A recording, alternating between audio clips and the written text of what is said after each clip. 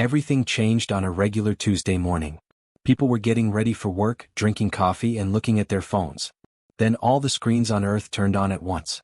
TVs, computers, phones, and even the big billboards in Times Square. All the evidence pointed to the same thing. When his assistant burst into his office at the United Nations building, Ambassador David Foster was there. "Sir, you need to see this. Right now." David ran to the main hall of the assembly. There were delegates from every country there, and they were all looking at the huge holographic display that was floating above the center floor. The picture showed a creature that no one had ever seen before. The being had smooth, pale blue skin and big, dark eyes that looked kind and smart. "Greetings, people of Earth," it said. The mouth moved in a strange way, but the words came out in perfect English. "Your language makes it hard to say my name, but I am a member of the Galactic Council. We have watched your kind from a distance for a long time. We have seen your art, your music, and how hard you work to learn more about the world. We're impressed." David's heart was racing. This was real. This was really happening. The Galactic Council is a group of 73 smart species from all over this part of the galaxy, the alien said. "For more than 800 years, we have lived together in peace and worked together. We share information, tools, and friendship. We invite everyone to join us today. Come with us. Get some knowledge from us. Tell us about your culture, which is different from ours. We can make the future better if we work together." The hologram showed pictures of beautiful alien cities, strange but amazing creatures working together, and ships flying between stars like it was nothing. It looked like heaven. "We ask that you send people to Harmony Station in the Kepler system. We will wait for you to get back to us. We hope you will accept our offer of friendship." The transmission was over. For a short time the whole hall was quiet. Then everyone began to speak at once. Some delegates stood up and cheered. "This is amazing." The Brazilian ambassador yelled, "This is what everyone has been waiting for." Some people were more careful. The Russian delegate looked very unhappy. "How can we be sure this is real? How can we be sure that they are being honest about what they want?" Another voice said, "They could be lying. This might be a trick to make us let our guard down." David heard the arguments going back and forth. Fear and hope. Trust versus doubt. It lasted for hours. David ended up in a room that was very different later that day. The walls were made of thick concrete. There were armed guards at every door. This is where the leaders of Earth's armies made the most important choices. General Rebecca Hayes stood at the head of the table. Her uniform was neat and had medals from 3 different wars on it. It was hard to tell what she was thinking. "Okay, let's get to the point. They want us to send people to their station. The question is how. We should send scientists and diplomats on a small, peaceful ship," one official said. "Let them know we mean well." "Definitely not," Admiral Thomas Wright said. He was older, maybe 60, and had gray hair and eyes that had seen too much fighting. "We send our people into space they don't know about on a ship that can't protect itself? That's crazy." "But if we bring weapons, we'll look aggressive," another voice said. The admiral bent over. "Let me tell you something about the universe. It doesn't care what you want. It only cares about what you can do. Okay, we'll send our people out there. But we are going to make sure they come back." General Hayes nodded. "I agree. If these aliens really are peaceful, they'll know how to be careful. And if they aren't..." She never finished the sentence. She didn't have to. The argument went on for weeks. There was an opinion from every government on Earth. The media went crazy with guesses. People in the streets celebrated, thinking that the world was about to enter a golden age. Others protested, sure that it was the start of an invasion. David worked with his team to get ready through it all. They looked for hidden meanings or threats in every word of the alien transmission and studied every second of it. They didn't find anything strange. The message looked real. But being real didn't mean being safe. After that, they had 6 months to get ready. Scientists worked all day and all night. Engineers did amazing things. The diplomats went over their speeches. And the military got ready for every possible situation. Alas, the day came. The UNSC Indomitable was floating in space at the edge of Earth's solar system, waiting for the last launch order. Captain Mitchell Barnes stood on the bridge and looked out at the stars through the big view screen. He was a career military officer who was 42 years old and known for staying calm under pressure. His ship wasn't small. It wasn't very subtle. The Indomitable was 3 kilometers long from bow to stern and had thick armor plating that could withstand asteroid impacts. Railguns ran along its back and could shoot metal slugs at a speed that was only a little faster than light. Missile batteries were all over its hull, like the spines of a mechanical porcupine. It had enough firepower to destroy a small moon. "Captain, we're getting final permission from Earth Command," Lieutenant Danny Cooper said from the communications station. Understood, Mitchell said calmly. Engineering, get ready for a jump faster than light. Yes, sir. Engines are hot and ready to go. Mitchell took a big breath. Ambassador David Foster was probably doing the same thing in the ship's diplomatic section. They had talked about this moment many times in the past few months. David wanted to be at peace. Mitchell wanted to make sure David stayed alive to do it. All stations report ready, sir, said Commander Rita Blake, his second in command. Then let's go meet our new neighbors, Mitchell said. Start the FTL drive. The stars got longer. Space bent. The ship jumped. The first thing they saw when the Indomitable dropped back into normal space at the Kepler system coordinates was Harmony Station. It was a flower-shaped crystal and metal sculpture that floated peacefully in the dark. It was also completely unprotected. Sir, I'm not seeing any weapons on that station, Lieutenant Cooper said, clearly surprised. Not even shields. Nothing. Mitchell frowned. They invited people from all over the galaxy and didn't bring any protection. Are they serious? Maybe they really are peaceful, Commander Blake said. Maybe, Mitchell said. Or maybe they haven't met anyone who wasn't. Either way, we're here now. He fixed his uniform. Lieutenant, open a channel. Sir, the channel is open. Mitchell's voice echoed through the void, sending the first words of humanity to the Galactic Council. Captain Mitchell Barnes of the United Earth ship Indomitable here at Harmony Station. We are taking the human diplomatic group with us. Can I come closer? There was a long pause. Then there was an answer, but the alien voice sounded confused. Unstoppable? That ship is pretty big for a peaceful visit. Mitchell smiled a little. We'd rather think of it as ready. Can I come up? Another break. Yes. Of course, yes. Welcome to Harmony Station. Welcome to the universe. Mitchell couldn't shake the feeling in his gut as the huge warship moved toward the fragile station. The aliens looked nice. Their station was very nice. Everything seemed calm. But people had learned hard lessons over the course of thousands of years. Hope for the best. Get ready for the worst. And never, ever leave home without a weapon. The observation dome at Harmony Station was made to be inviting. The soft lights made the curved, clear walls look warm and inviting. Outside, the stars shone like diamonds on black velvet. Inside, representatives from dozens of different alien species were waiting to meet humans for the first time. Counselor Vren floated close to the middle of the dome. He was a member of a species that looked a little like an octopus, with smooth tentacles and smart eyes that could see colors that people had never seen before. For months he had been looking forward to this day. Finally, people would be able to join the galactic community. In the end, they would meet these interesting beings who made such beautiful music and art. Then the ship with people on it came into view. The Indomitable came out of the dark like a hunter. It was huge, had sharp edges, and was covered in dark metal that looked like it absorbed light instead of reflecting it. Vren could see the weapons even from far away. A lot of them in rows. Cannons that could probably break a planet. Missile tubes that could hold enough firepower to wipe out a whole fleet. Vren said quietly, "That's not a diplomatic ship," and his tentacles curled tightly around his body. It was a reflexive reaction, something his kind did when they were scared. "That's a gun. That ship is made for battle." The Luminary Ambassador Krell next to him flickered with confusion. Her people were made of living crystal that shone from the inside. At the moment, that light was flashing in a strange way. Why would they bring such a boat? We asked them to come in peace. We made it clear what we wanted. Maybe they didn't believe us, said another counselor, whose name would be hard for people to say. Or maybe they don't know what peace is, Vren said sadly. The human ship stopped a respectful distance from the station. A small shuttle came off the bottom of the ship and started to move toward the docking bay. Every alien in the observation dome was on edge. Some had gotten closer to the doors. Some people stood still, not knowing what to do. The welcoming committee had gathered in the docking bay. They had written speeches. They had brought gifts from their own worlds. They had put flowers, lights, and peace signs from 70 different cultures all over the bay. After that, the door to the airlock opened. The first person to go through was Ambassador David Foster. He wore a suit that looked formal, neat, and diplomatic. But even the aliens could see that it was stronger. The material was too thick and stiff. It was armor that looked like formal wear. The soldiers followed him.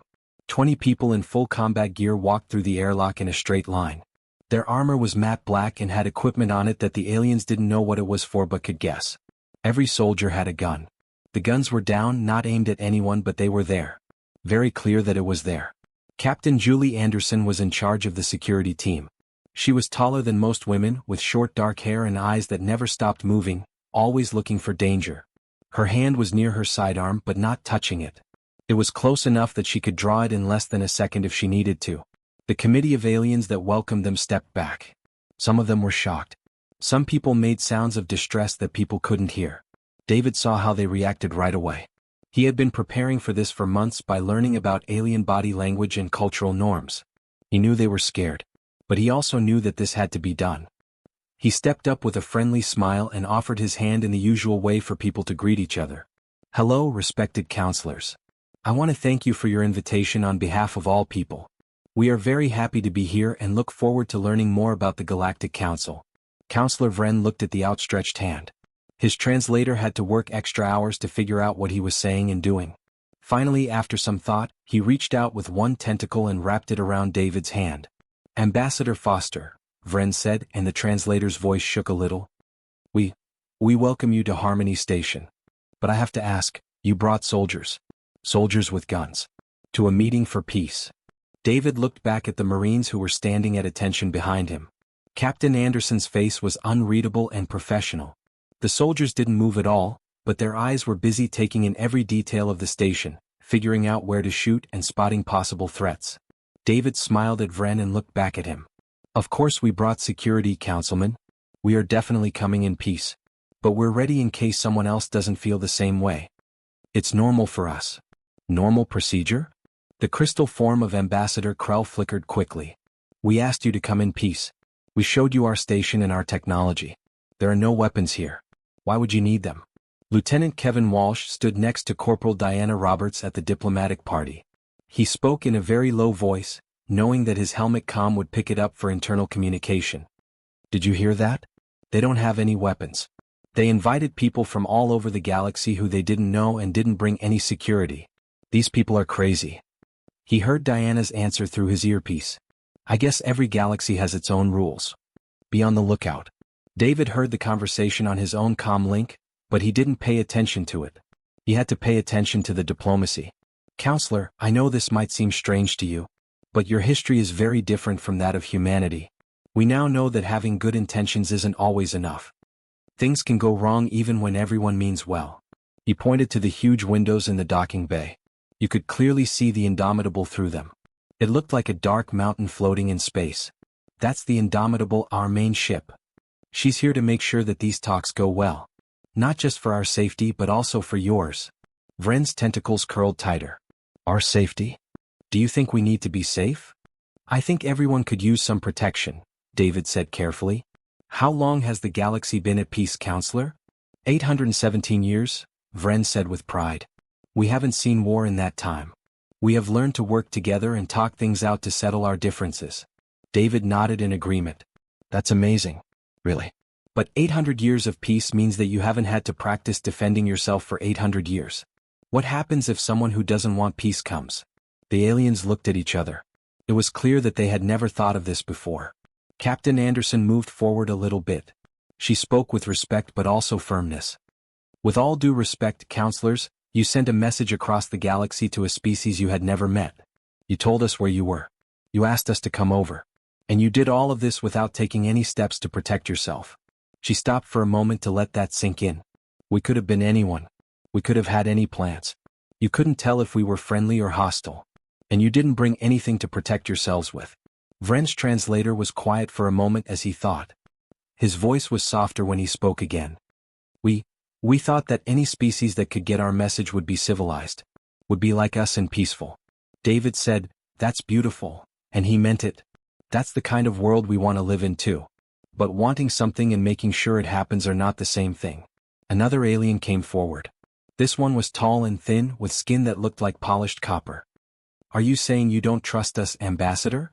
David replied honestly, I'm saying we don't know you yet. Trust takes time to build. We don't know each other yet.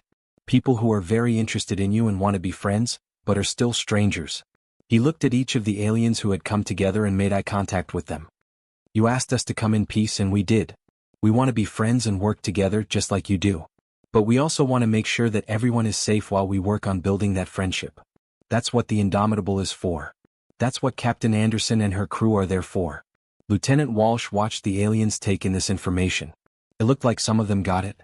Some people still looked scared or confused. He couldn't say anything bad about them.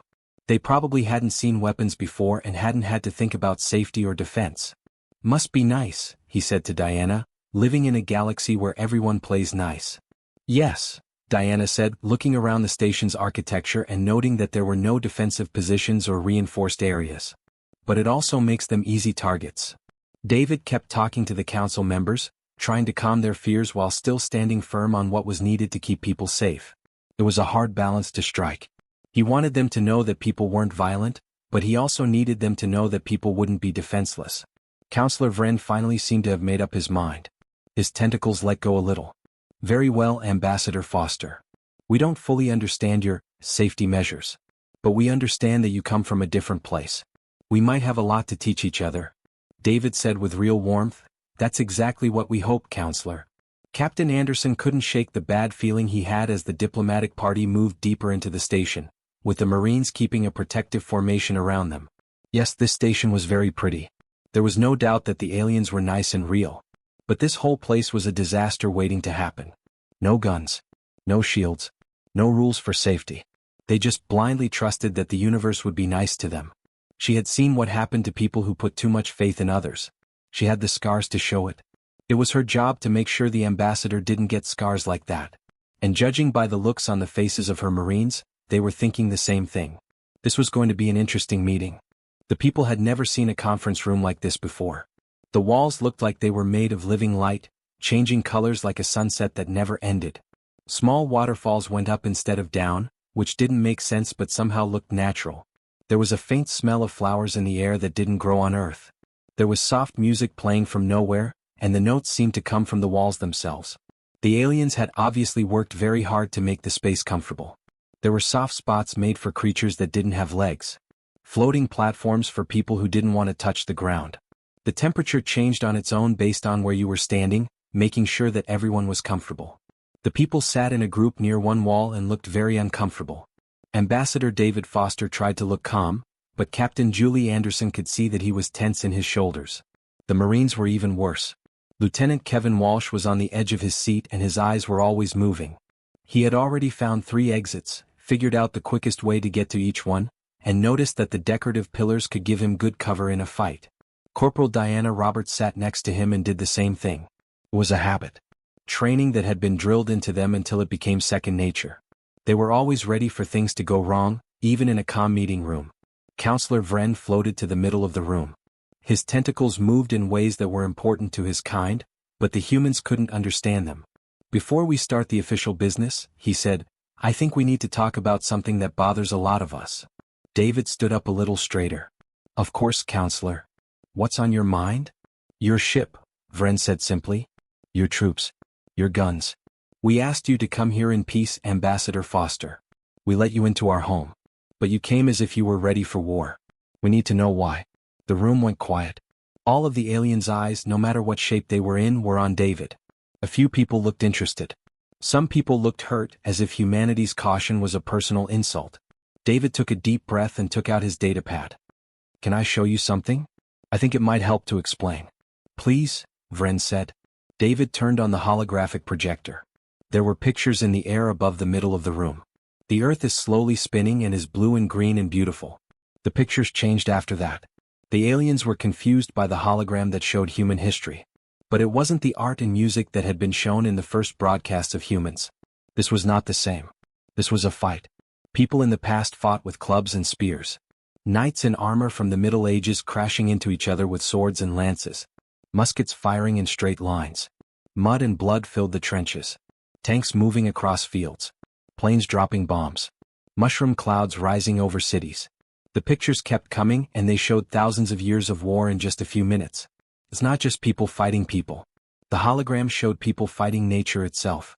Using simple weapons to hunt mammoths. Keeping predators away.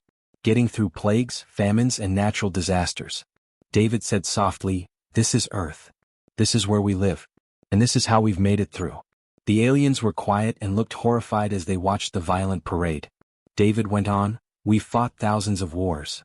Big ones, small ones, wars over land, resources, and ideas. Wars fought over religion, power, and things that are so small we can barely remember them now. In most of our history, you had to be ready to fight if you wanted to stay alive. There was no other choice. The military liaison, Colonel Frank Murphy, leaned forward in his chair. He was an older man, probably 55, with gray hair and scars that he didn't try to hide. Counselors, we learned something very important over those thousands of years. There is a big difference between wanting peace and making sure there is peace. Hope is a great thing. Hope is what keeps you going. But hope won't stop a sword. A bullet can't be stopped by hope. When someone wants what you have, hope doesn't keep your family safe. The crystalline being, Ambassador Krell, flickered quickly. But you must have gotten over this by now? You can travel to space now. You've done so much. You don't still think this way, do you? David stopped the hologram. About 80 years ago, the last big war on Earth ended. Before that, there were 2 huge wars that killed millions of people. Yes, our world has been at peace for a while now. But 80 years is nothing compared to the 800 you have. We still remember. People who lived through those wars are still alive. Their kids are still alive. The scars are still new. He made the hologram bigger so that it showed Earth's history. And it's not just about fighting other people. We weren't alone even on our own planet. We fought against other smart species. Neanderthals, Denisovans, and other types of humans. All of them are gone now. We made it through, but only because we were willing to do what it took to stay alive. One of the alien delegates, a small furry creature that looked almost like a rabbit from Earth, whispered, "That's terrible." David agreed, "It is. We're not proud of a lot of things that have happened in the past. But it taught us something very important. It taught us to be prepared. To be ready. To never think that everyone else wants peace just because we do." Counselor Vren's tentacles had stopped moving. "So you thought there would be treachery here? You thought we were lying when we said we wanted peace?"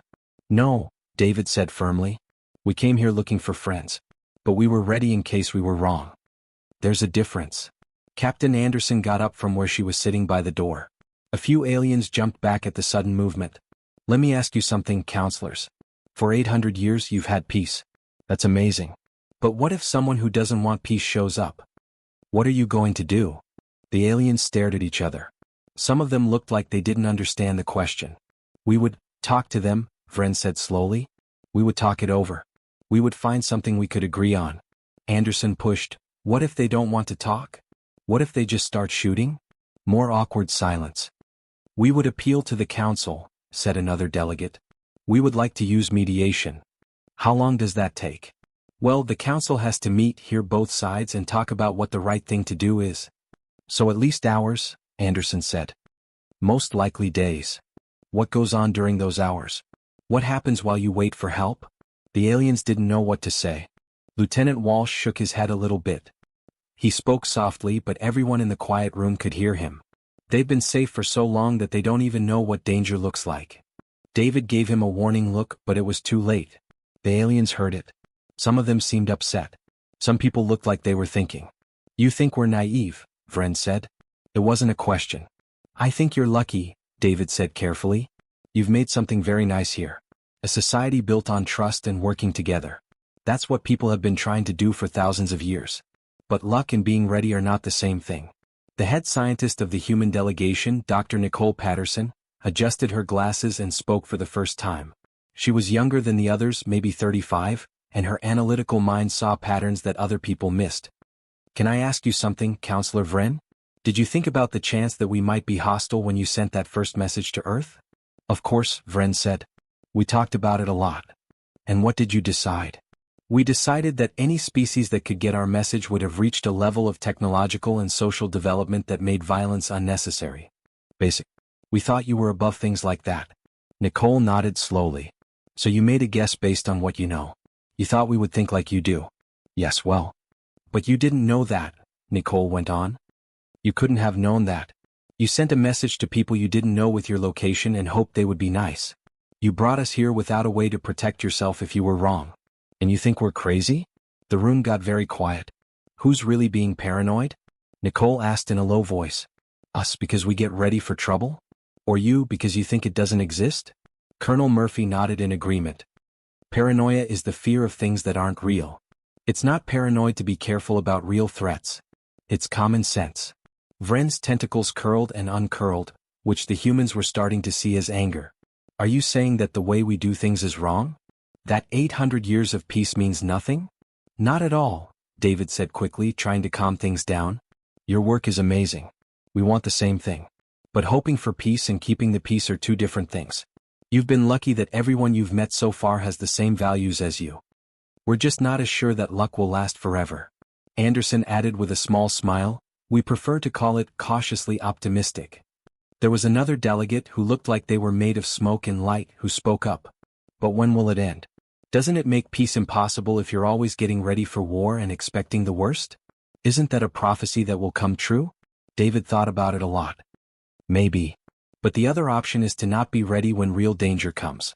And on Earth, we've learned that real danger always comes. We'd rather be ready and not need it than need it and not be ready. The room for the conference was quiet again. The soft music kept playing. The water still went up. But the mood had shifted.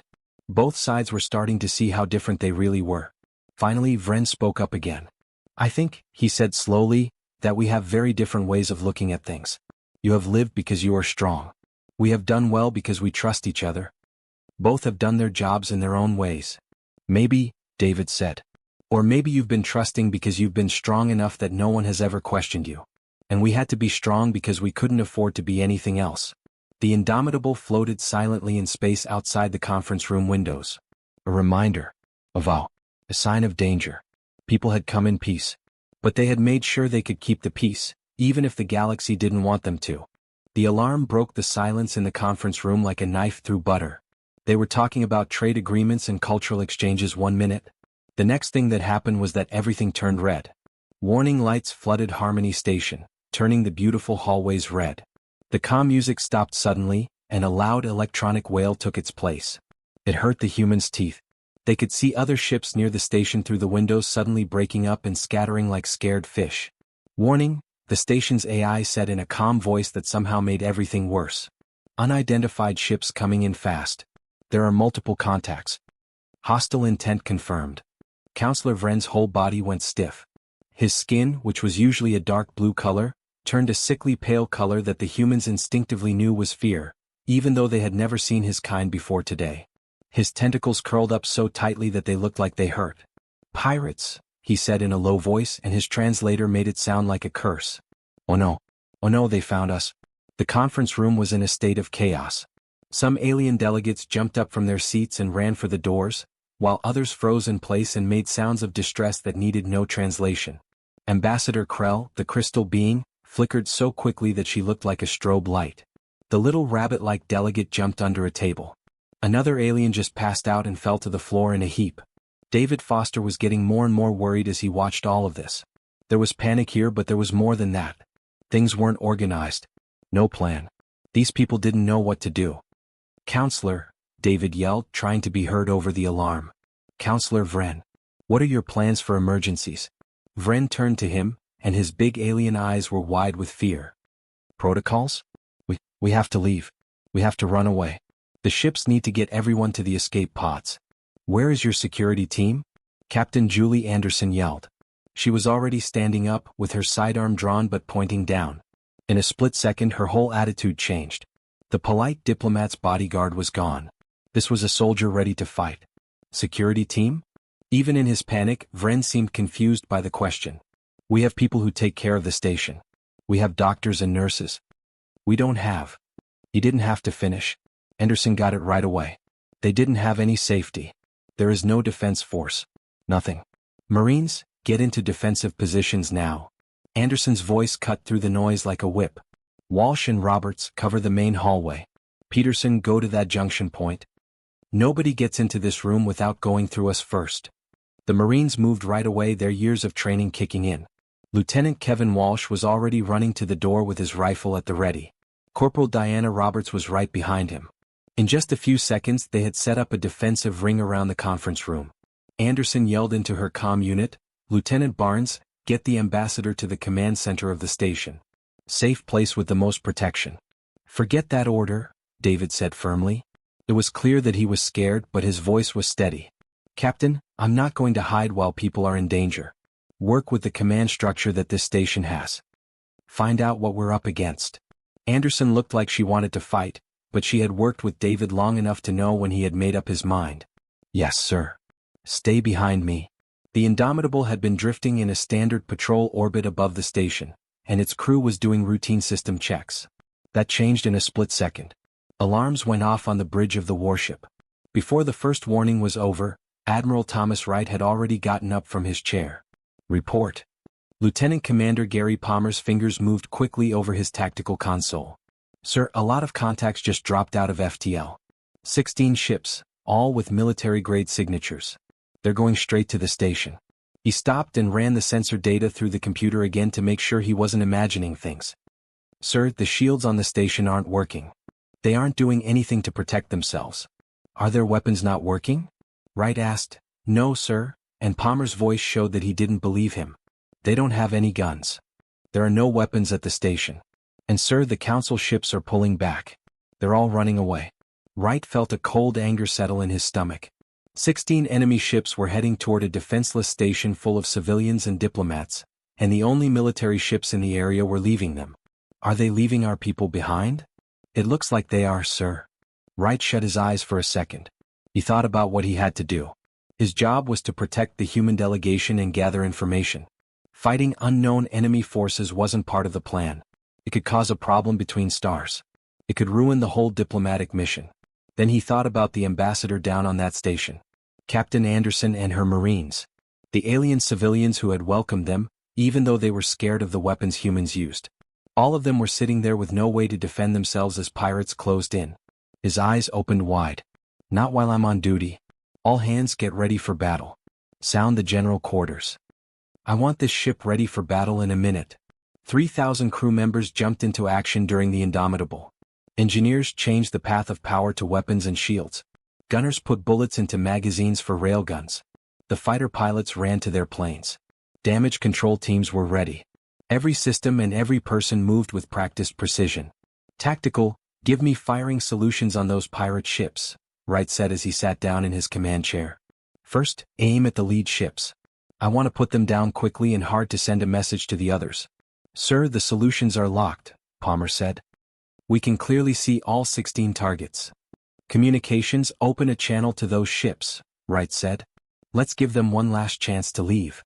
She shook her head at the comm officer. Sir, they're not answering hails. They're speeding up and blocking all frequencies. In 90 seconds they'll be able to shoot at the station. Wright's jaw got tight. Then we don't wait. Helm, full speed ahead on the intercept course. Put us in the middle of them in that station. The huge warship moved quickly, its engines burning so brightly that they lit up the dark space around it. It moved with a grace that something so big shouldn't have. It slid into place like a castle wall appearing between attackers and their target. Weapons free, Wright said quietly. Fire at will. The Indomitable came to life. Railguns that had been sitting still turned with mechanical accuracy, pointing their barrels at targets thousands of kilometers away. The ship's hull opened up like the mouths of ancient dragons getting ready to breathe fire. As they powered up, point defense systems made a humming sound as their sensors tracked every piece of debris and every possible threat. Firing, Palmer said. The void exploded. Railguns shot metal slugs at a speed that was only a small fraction of the speed of light. There was no sound in space, but if there had been an atmosphere, it would have been very loud. In a matter of seconds, the slugs made it to the pirate ships. The pirates had shields, but they were only good for fighting other pirates or merchants who weren't very well armed. This wasn't what they were made for. The shields on the first pirate ship lit up bright blue and then broke like glass. The railgun slug went through the hull, internal bulkheads, the reactor containment, and out the other side. In the dark, the ship blew up, making a brief nova. There were dozens of missiles that followed the railgun fire. Their engines left trails of light as they screamed toward their targets. The pirates tried to shoot them down and get away, but the human missiles were too smart. They moved quickly and worked together to break through the pirates' defenses. They hit their targets one by one. Everyone had crowded around the windows at Harmony Station. Both people and aliens watched the fight happen. It wasn't like any of the wars that had happened in the past, and it wasn't like the old, blurry videos David had shown them before. This was clean, exact, and almost beautiful in how well it worked. My God, Dr. Nicole Patterson whispered as she watched another pirate ship break apart under the Indomitable's guns. We're killing them. Counselor Vren stood next to her with his tentacles hanging down in shock. This is the first time I've ever seen anything like this. We don't have weapons like these. We don't have ships like that. 4 minutes, Lieutenant Walsh said as he looked at his tactical display. The whole fight lasted 4 minutes. It was real. 16 pirate ships had come to the station thinking it would be easy to steal and loot without any problems. For minutes later, 11 of them were piles of junk. The other 5 were running away as fast as they could, and their engines were so hot that they were probably doing permanent damage. The Indomitable could have caught them all and killed them all. But it didn't. It was in between the station and the ships that were trying to get away, silently warning them. Don't come back. Finally, the red warning lights on the station went out. The alarm stopped making noise. But no one did anything. Everyone just stood there and stared at what had happened. David turned to Counselor Vren. His translator had a hard time at first, but then they found the right words. Your ship, you killed them all. David gently corrected, we protected everyone. That's why we brought the Indomitable. That's why we were ready. Because we knew that there might be people in the galaxy who don't share your peaceful values. Captain Anderson put her sidearm away. Her Marines stood down but stayed on guard. How often do pirates attack places like this, counselors? 300 years, one of the other delegates said weakly. 300 years, Corporal Diana Roberts said quietly to Lieutenant Walsh. They didn't get attacked for 300 years. It's not surprising that they thought they didn't need defenses. Must be nice, Walsh said. You live in a place where you forget there is danger. Anderson looked at the aliens who were shocked. They asked us to come here because they needed help. They just didn't know it yet. Ambassador Krell walked up to David, her crystal-like body still flickering in an odd way. You knew. You were aware that something like this could happen. That's why you brought the ship of war. That's why you sent soldiers. David said, we didn't know for sure. But we knew it could happen. From what we've seen, peace doesn't stay that way on its own. It takes strength. It needs people who are willing to defend it. We told you you were paranoid, Vren said softly. David smiled sadly. You told us we were ready. At the time you just didn't know it. The Indomitable stayed on station through the windows, with its weapons still powered up and ready to go. The first lesson the galaxy learned about people was over. They came in peace. But they were ready for battle. And everyone, even enemies, was learning what that meant. It had been 3 weeks since the pirate attack. 3 weeks of hard talks, heated debates, and tough negotiations. The council chambers had never been so crowded. The huge circular room was full of representatives from all 73 member species. They were floating, sitting, or standing depending on their biology. There was a lot of tension and excitement in the air. The human delegation sat in their new section, which was a semicircle of seats near the main speaking platform. Ambassador David Foster was in the middle, with Captain Julie Anderson and Colonel Frank Murphy on either side. Dr. Nicole Patterson sat behind them with a datapad in hand, ready to write down everything. The humans still wore their reinforced diplomatic suits after 3 weeks. The Marines still stood near the exits, kept an eye on the room, and stayed ready after 3 weeks. Some habits are hard to break. Some habits help you stay alive. Counselor Vren floated to the middle of the room. The humans had learned that his tentacles moved in formal ways that meant business. The room went quiet. Everyone's eyes were on him, no matter what shape they took. Honored delegates, Vren said, his voice steady even though the translator was there. We saw something 3 weeks ago that changed how we think about the galaxy. For the first time in 300 years, pirates attacked Harmony Station. We had no way to defend ourselves. Not ready. Our ships ran away. There were no weapons at our station. We were seconds away from disaster. He stopped for a moment to let that sink in. A few alien delegates moved around uncomfortably. The people stayed perfectly still. Then humanity acted. In 4 minutes, their warship, the Indomitable, wiped out the pirate fleet. There wasn't a single shot that hit our station. There were no deaths. Even though we had doubts about their motives and called them paranoid and too aggressive, they saved us. Vren's tentacles pointed at the group of people. The Galactic Council has voted on the following matter after a lot of thought, hard conversations, and soul-searching. We officially welcome humanity as full members of the Galactic Council, with all the rights, privileges, and duties that come with that. The room went crazy. There were 73 different ways to clap. Some species clapped their arms and legs together like people do. Some other people clicked their mandibles or beat their tails on the floor. The crystal beings shone in bright colors. The gaseous things hummed at frequencies that made them sound like they were vibrating. The little creatures that looked like rabbits whistled. It made a celebration that didn't need to be translated. David stood up and bowed a little, which was a sign of respect that most species understood. We are honored to accept on behalf of all people. Thank you for this trust. However, Vren said, and the room got quiet again. That word meant something. We also need to suggest something that has never been done before in the history of the Council. We never thought we would need it. He brought up a holographic display that showed the whole Council space, with hundreds of systems linked by trade routes and friendly relations. We have kept the peace for 800 years by trusting each other and working together. But recent events have shown us that trust isn't enough on its own. Some things in the galaxy don't agree with our values. People who think our peace is a weakness to take advantage of. Another break. The room was so tense that it felt like you could cut it with a knife. So, the Council suggests the following. We ask that humans set up defense fleets all over Council space. We ask that you bring your warships, soldiers, training, and readiness to keep all member species safe. People in the chamber started talking in shock. Some of the delegates looked happy. Some people looked scared. Some of them looked mad. David stayed standing with a neutral look on his face. Counselor, he said carefully, are you telling people to join the Galactic Council's military? To be your soldiers, your police, and your protection? Partnership is how we like to think of it, Vren said quickly. You would not be servants or lower-class people.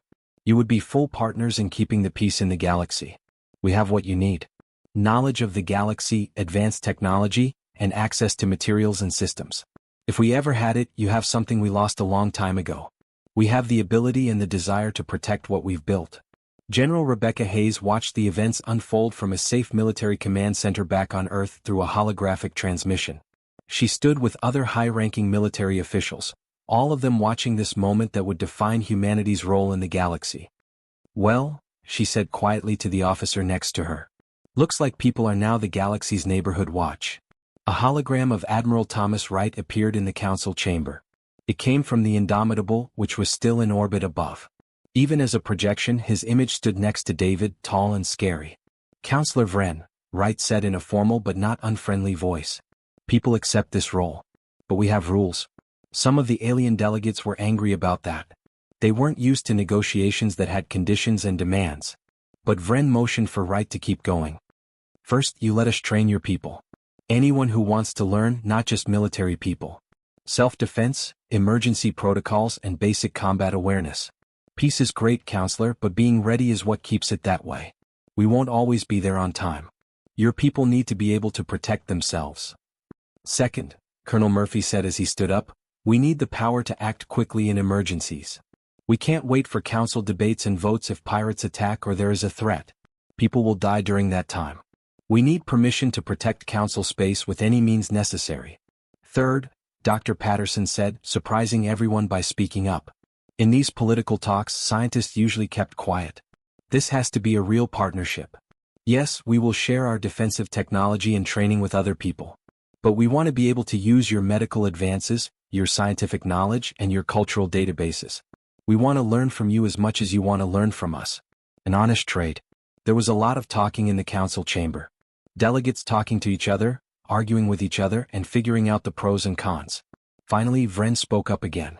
The council agrees to these terms. Do you all agree with this partnership? The vote was held. Representatives from each species gave their approval one at a time. At first, not everyone agreed. Some species were afraid that the newcomers would get too much power. Some people were worried about how much it would cost. But as the vote went on, even those who were unsure changed their minds. They still remembered those pirate ships and how helpless they were. The motion passed. The Galactic Council had now officially made humanity its defense force. After the formal session was over and the delegates started to leave, talking about what it meant and the details, a young alien walked up to one of the human Marines who was standing guard. The creature was small, only reaching the Marine's waist, and its fur changed color depending on how it felt. It also had big, curious eyes. Private Rachel Morgan looked down at the young alien. Can I help you, kid? The alien said, its voice sounding high and childlike because of the translator. Were you scared when the pirates came? Rachel bent down so that she was at the same level as the young animal. She thought about lying and giving a tough military answer like, Marines never feel fear. But the kid's innocent question made her want to tell the truth. Yeah, she said. I was afraid. Not scared to death, but definitely scared. It's okay to be scared. But you're a soldier, the alien said, looking confused. I thought soldiers weren't scared of anything. That's not true, Rachel said with a small smile. Being afraid doesn't mean you're weak, kid. Fear is what makes you sharp. It keeps you awake. It reminds you to be careful, pay attention to what's going on around you and be ready. This is something we've learned over thousands of years of human history. Fear kept our ancestors alive when they were hunting mammoths with spears. It kept them alive through wars and disasters. It still keeps us alive today. The young alien's fur changed colors as it thought. Did you bring the big ship because you were scared? Rachel said, not exactly. We brought the battleship because we hoped we wouldn't have to use it. But we wanted to be ready just in case we needed it, like if someone threatened innocent people. That's how people are. Hope for peace but get ready for trouble. The alien said, I don't get it. Rachel said, think of it this way. You do lock your door at night, right? Not because you think someone will break in but just in case. It's the same thing but on a larger scale. The Indomitable is the galaxy's locked door for people. The young alien seemed to get that. The color of its fur turned a calm blue. Thanks, Rachel the human. Anytime, kid. Months went by. Warships from Earth took up positions all over Council space, forming a protective network that had never existed before. The ships were always ready and always on the lookout, but they didn't have to fire their guns. Just being there was enough. Pirates didn't come. Aggressive species that had been looking at Council worlds decided that those targets weren't worth the risk anymore. Military advisors from Earth started training programs on dozens of worlds. They taught people how to deal with emergencies, how to protect themselves, and how to be aware of their surroundings. At first, the alien students were awkward because they weren't used to thinking about danger. But they did learn. The galaxy slowly became a little harder to hunt. In exchange, people got technologies that would have taken them hundreds of years to develop on their own. Medical treatments that healed illnesses in a matter of hours. Power systems that could work forever. Things that are stronger and lighter than anything Earth can make. Knowing about the galaxy, its history, its people, and its wonders was a good deal. Safety for progress. Science needs security. There was a party at the next big council meeting, which was 6 months after people joined. There were many different cultures there and each one brought its own customs. People couldn't quite understand the music, but they thought it was beautiful anyway. Food from many worlds, some tasty and some strange, but all of it is interesting. Dancing, floating, and other ways of celebrating that didn't exist on Earth. David Foster stood on the main platform holding a glass of something that tasted a lot like champagne but that Earth scientists were still trying to figure out what it was. Counselor Vren floated next to him, holding his own ship full of a liquid that changed colors. David's voice rang out in the room, a toast. To new friends and stars that are at peace. May our partnership bring safety and wealth to all living things. Vren raised his ship in the way that his people did. And to humanity who reminded us of something we had forgotten. Being ready for war is the best way to keep the peace. We thought you were paranoid when you showed up in a battleship when we asked you to come peacefully. We get it now. You weren't scared of us. Even before you knew us, you were ready to protect us. Admiral Wright, who was there in person this time, raised his own glass. To the Galactic Council, who showed us that peace is possible. And to partnership, where wisdom and strength work together. The party went on long after the station's fake night had started. People and aliens talking, telling stories and getting to know each other. Captain Anderson taught a group of young aliens how to play a card game that humans play. Scientists whose species had come up with ways to travel faster than light talked to Dr. Patterson about quantum mechanics. Lieutenant Kevin Walsh had to explain baseball to a being made of crystal matrices who was very interested in the idea of competitive fun. Rachel Morgan, a private, sat with a group that included the young alien she had talked to months before. Human Rachel, the kid said, my parent wants me to join the human training program. The kid's fur was bright with happiness. They say that everyone should learn how to be ready like people are. Rachel said, that's great, kid. You'll be fine. Will you show me how? Yes, if I'm assigned to your world. The fur of the young alien shone even brighter. Outside the station, human warships kept up their patrols. Quiet protectors keeping an eye on a society that had lost the ability to protect itself. Two very different cultures were learning to work together inside, using the Council's wisdom and humanity's watchfulness. The galaxy had peacefully invited humans, expecting to see diplomats, traders, artists, and scholars. They did get all of that, but they also got soldiers, warships, marines, and missiles. They had come on a battleship. And now everyone was safer because of it. Sometimes the best way to keep the peace is to be so ready for war that no one wants to start one. Sometimes you need to be strong to keep the peace. Sometimes the door that is locked is what lets you sleep well at night. People knew that. The galaxy was also slowly learning it. And perhaps, just perhaps, that partnership between peaceful wisdom and prepared strength would make something better than either could do on their own. The future looked good. The future seemed calm. And people would make sure it stayed that way.